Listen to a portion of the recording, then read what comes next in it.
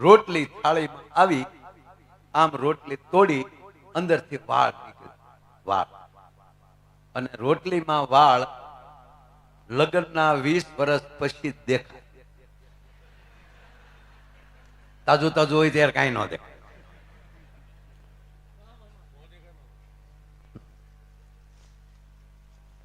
શું યાર લગ્નના દિવસે હે માસ્તર?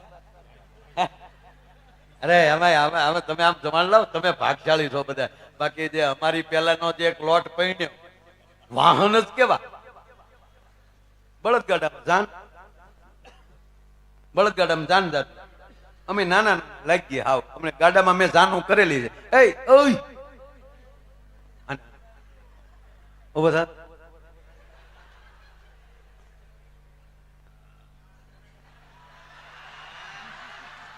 અમે તારી ઘોડે આમ જ કરતા હતા ભાઈ. કેટલું ભણો? નવમાં આવ્યા કે નાખ્યા? આવ્યા. તાળીઓથી વધારે આવ્યા, મહેનત કરીને આવ્યા.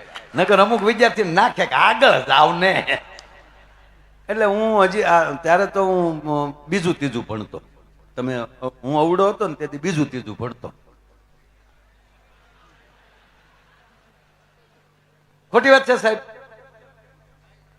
બેસો બેસો બેસો.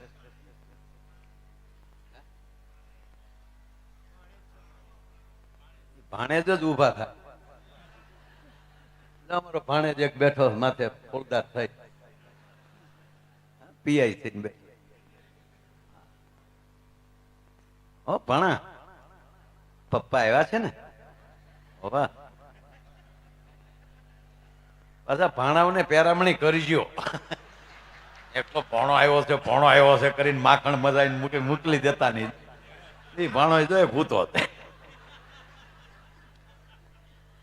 ભાણાઓને હાથો જેના જેના ભાણા આવ્યા હોય હવે હાસવી લેવા. સારી વાત છે. ભાણેજ ક્યાંથી? હો ભામણ ને એક ભાણે. હા ભાણા, એ ભાણા હા ધાણા કેરીએ ઉડાડ ભાણા. હા ભાણેજ તોફાન કરે કઈ કે ભાણુભાઈ છે નો કહેવાય, ભાણુભાઈ છે નો કહેવાય. આપણા છોકરા તોફાન હેઠો. હાલો આ ભાણુભા નંબર 2. મૂળ વાત, બે ભાણું પાછા બે ભાઈઓ એકારે ઘોર કરવા પૈસા નાખવા આવ્યા તો. મૂળ વાત કરું તમને, હતું નાન્યા ખરેખર આ લગ્ન પછી જ દેખાય વાત, એટલે 20 વર્ષ પછી. બાકી તાજા તાજા લગ્ન હોય. હે અમે ખરેખર મને યાદ છે બીજું ત્રીજું ભણતો ત્યાં સુધી બળદગાડામાં બેઠો જાન. અને નાના છોકરા હોય ને એટલે ગાડાના પાછળ ભાગ હોય ને, ઠાઠિયા બેઠા પકડી, એમાં જે રસ્તા ખરાબ હોય બળદ દોડે, રોતો આવે ને ઠાઠિયા હોતા ભખ દઈ જાય. અને પાછા સોલાણા હોય ને કઈ લાગ્યું હોય ને તો એ સોલાણેલો ભાગ ઘેરે ન દેખાડાય બાપા. જ્યાં સુધી સારું ન થાય ત્યાં ત્રાવ મારવાનું. ક્યાં ગયો? વાડીએ ગયો તો. ત્રાહો કેમ? કાંડર કઈડ્યું, કાંડર પીડ્યા એમ તો કેવાય જ નહીં. જો ઘેરે પીડાવ્યું ગયો તો બાપા મારે ક્યાં પીડ્યું તું. અને અત્યારના છોકરા તો એવા ભાગશાળી પડી ગયા હોય ને, છોકરું પડી ગયું ને તો આખું ઘર વળ્યું, મારું ચીકુલિયું ભલી ગયું. શું અમારી વખતે વારા આવ્યા મારા. નિશાળે તોફાન કરી તો માસ્તર મારે. અને ખરેખર આમ હાથ રખાય અહીંયા તડાકો બોલાવો, જાડી ઓલી અડી ધડ ધડતી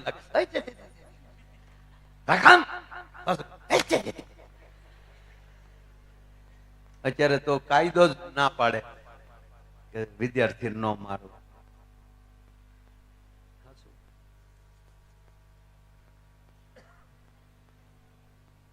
બળદગાડામાં જાનમાં જાન મેં ગયો છું. પછી જ્યાં જાન જાય ને ત્યાં ઉતારો આપે. તેથી ખુરશી નહીં વરરાજા માટે, ખુરશી નહોતી ગામમાં. આપણા ખાલી ડબ્બા હોય ને તેલના, એ ઊંધા નાખ્યા હોય, એની માથે રજાયું નાખી દે. અને આગળ 2 ડબ્બા ઊંધા, એની માથે હિંડોળાની ખાટ મૂકી દે, એની માથે ભરત મૂકી દે, અને મોતીના રમકડા મૂકી દે. એટલે સરસ મજાનું શો ટેબલ થઈ ગયું. વરરાજાને અહીં બેસાડે, રજાઈ નાખી દીધી, ખીલીએ તલવાય. અને પાછું આખા ઘરે વરરાજાને કીધું હોય કે બેટા ટાઈટ બેસવા. વરરાજાએ ટાઈટ બેસવાનું. અણવરને કીધું હોય કે આનું ખાસ ધ્યાન રાખજો. એટલે વરરાજો ઢીલો બેસતા અણવર પડખેલી આમ પણ કરતા, આમ અણવરથી. અને પાછું કીધું હોય તારે બોલવાનું નહીં, તારે મોઢે ભાર હોય તારે નહીં બોલવાનું. એટલે એ વળી હજળ બેઠો આમ. પાછા વાના ખાઈને આવ્યો, વાના ખવડાવતા, એમાં બહુ આગળ નથી જવું, પણ ખાઈને આવ્યો હોય, બોલવાની ના પાડી હોય, એમાં પાછું ટાઈટ બેહવાનું કીધું હોય, જાન હવારથી નીકળી હોય, હાજે જાન પગી હોય. એમાં ત્યારે ઉતારા જે હતા, જ્યાં ઉતારો દેતા ત્યારે ગામડામાં ટોયલેટ બાથરૂમ નહોતા. નવા ડબલા લાવીને મૂક્યા હોય એટલે ગામને ખબર પડી જાય ઉતારો અહીંયા છે. સવારે જે જાનૈયા નીકળે ડબલા લઈ લઈ, ગામનો સરપંચ આપે ઉભા ઓલે બાજુ ઓલે બાજુ. શું સરપંચોએ કામ કર્યા ત્યારે.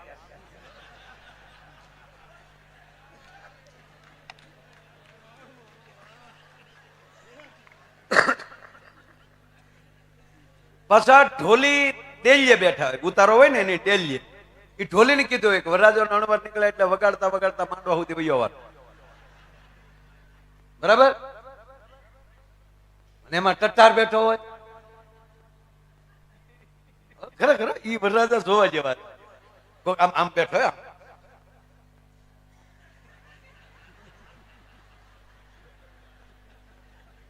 બાજુ વાળો પૂછે ચા પીવી? આખું બોડી હલે ચેચીસ હોતો. ઓલો બાજુ વાળો પૂછે સિગરેટ પી? સિગરેટ. રામ હજળ બેઠો. એમાં બેસાડાને આકળી ચડે. આકળીમાં સમજ્યા? અમારા સૌરાષ્ટ્રનો શબ્દ છે આકળી.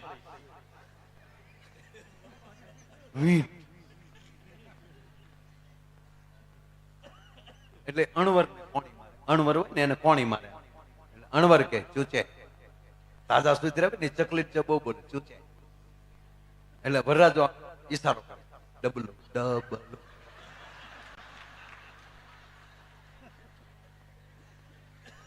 જયરાજસિંહ બાબુ, વરરાજો હોય ત્યારે માન કેવું હે. અણવર તો ડબલું ભરવા.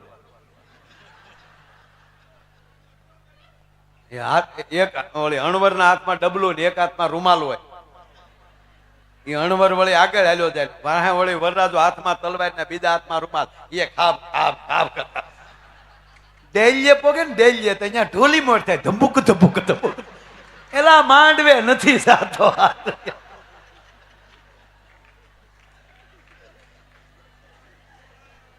શું અમે લગ્ન કર્યા છે કાંઈ યાર?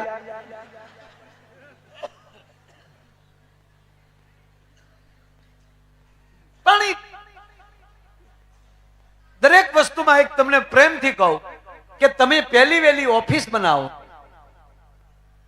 અને પહેલી વાર તમે ઓફિસમાં તમારી ખુરશી ઉપર બેઠા ત્યારે તમને શું અનુભવ થયો? એ અનુભવ જ્યારે તમે ઓફિસમાં આવો ત્યારે એ અનુભવ તમારે યાદ કરી લેવો. તમારી ઓફિસ કોઈ દી તમને જુદી નહીં લાગે.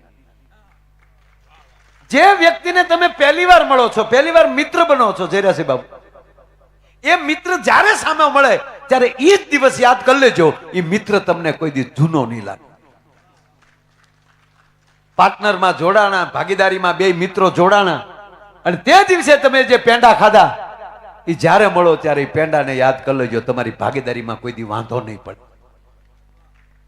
તો ઘરે આવું કરવામાં હું તમને યાર ઉકળે. પહેલી વાર જે ફોનમાં તમે વાતો કર્યું એવું કાયમ રાખો તો હું બાપનું જાય. આપણને ખરેખર આપણને એમ થાય ભાઈ હુઈ ગયો, પણ ગોદડા ફપટ મેસેજ જાતા હોય.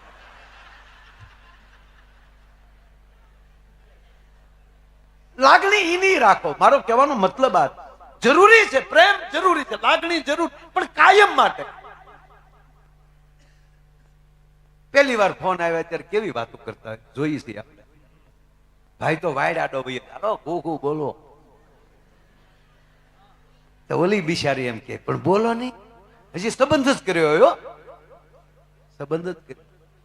વચ્ચે હાસ્ય પહેલા એક થોડીક વાત કહી દઉં. આ માટે શાસ્ત્ર જરૂરી છે, આ માટે રામાયણ જરૂરી છે. અત્યારના સમયમાં જેના ઘરમાં ધર્મ નહીં હોય, શાસ્ત્ર નહીં હોય, શાસ્ત્રમાં ખાસ કહું છું રામાયણ, રામચરિત્ર માનસ, ભગવદ્ ગીતા અને આ ભાગવત, પ્લીઝ આ ઘરે રાખજો. તો તમારા ઘરમાં અવિશ્વાસ નહીં આવે. જેવી રીતે અમુક વસ્તુ ઘરમાં રાખવાથી દુર્ગંધ ન આવે, મચ્છર ન આવે, એમાં શાસ્ત્રો તમારી પાસે હશે ને તો તમારા ઘરમાં કળયુગ નહીં આવે.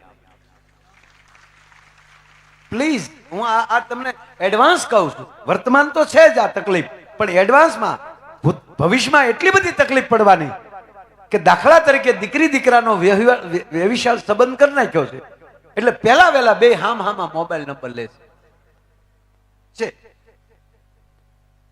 હવે આ છોકરો જ્યારે એને ફોન કરે તો દીકરીને ઉપર માની લો કે જે એની બેનપણી સાથે ભણતી હતી અથવા તો કુટુંબની કોઈ દીકરી છે એ ભણતી હતી, એનો એનામાં ફોન આવ્યો, એની સાથે એને વાત ચાલુ છે. સાંભળજો પ્લીઝ. દીકરી વાત કરે છે એની બેનપણી સાથે, એ પણ એને પારિવારિક સંબંધ છે એટલે કે ને તારી મમ્મીની સાથે વાત કરું, મમ્મી એને હારે વાત કરે, ભાઈને દે એને વાત કરું, તારા બેન ને દે એને. માની લો કે 3-4 જણા હારે બેનપણી હારે વાત કરાવે છે એની બેન. ઓલો ટ્રાય ઉપર ટ્રાય કરે છે. લુખેશ, અવિશ્વાસનો દરિયો, વહેમની પરાકાષ્ઠા. એ કેવલ હોય ને વહેમીલો કોઈ હોય તો આ દેશનો પુરુષ છે, હું તમને ચોખ્ખું કહું. એની જેમ રિંગ નહીં લાગે એમ રિંગ મારતો જાય. અને માની લો કે 5 ટ્રાય પૂરી થાય અને અહીંયા પરિવાર સાથે 2-3 મિનિટ વાત પૂરી થાય અને 6ઠી રિંગ વાગે અને દીકરી ફોન ઉપાડે તો છોકરો પેલું શું બોલવાનું?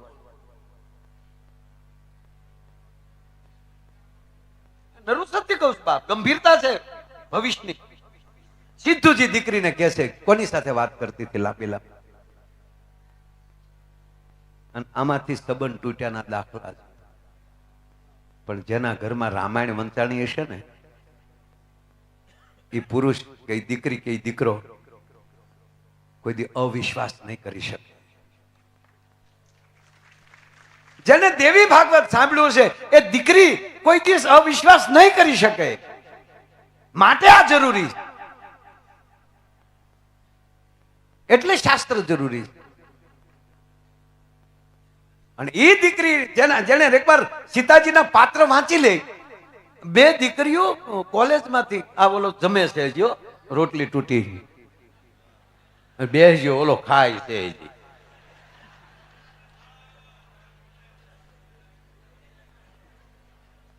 2 દીકરીઓ કોલેજ પૂરી કરીને લાસ્ટ યરમાં હતી, છેલ્લા વર્ષમાં હતી અને કોલેજમાંથી બહાર નીકળીને 2 વાતો કરતી જતી હતી કે તે રામાયણ વાંચ્યું? તો ઓલી દીકરી કે મેં તો 2 વાર વાંચી નાખ્યું, મારે શું છે ગ્રેજ્યુએશન પૂરું થાય ને પછી મારે રામાયણ ઉપર PhD કરવું છે. 2 વાર વાંચ્યું, મેં 1 વાર વાંચ્યું. વાંચો છો પણ શું કામ વાંચો એ મગજમાં હોવું. મેં 2 વાર. કેવું લાગ્યું તને? મન મજા નો આવે? બોલ. સીતાજી અભણ હશે બોલ. નકર રામને વનમાં હતો તો પાછું સાથે સાથે શું કામ હેડ્યું જવું જોઈએ? જનક જેવા પિતા હતા, દશરથ જેવો સસરો હતો, કશું ઘટે એવું હતું જ નહીં. તો વન તો રામને મળ્યું તો તને ખોટું શું કામ જવું જોવે? હું હોઉં તો જવું જ નહીં. લે પણ તું ક્યાં જનક નું સોરું છો? તારી હાટું કઈ સંયમર ન કરવાનો હોય, તારું તો ધ્યાન રાખવાનું હોય. અમારે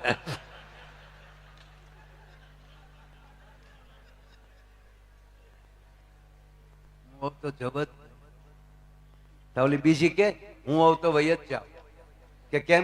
કે ઘરમાં 3 સાસુ એની કરતા તો જંગલમાં સારું. લે આ હાટું રામાયણ લખી છે.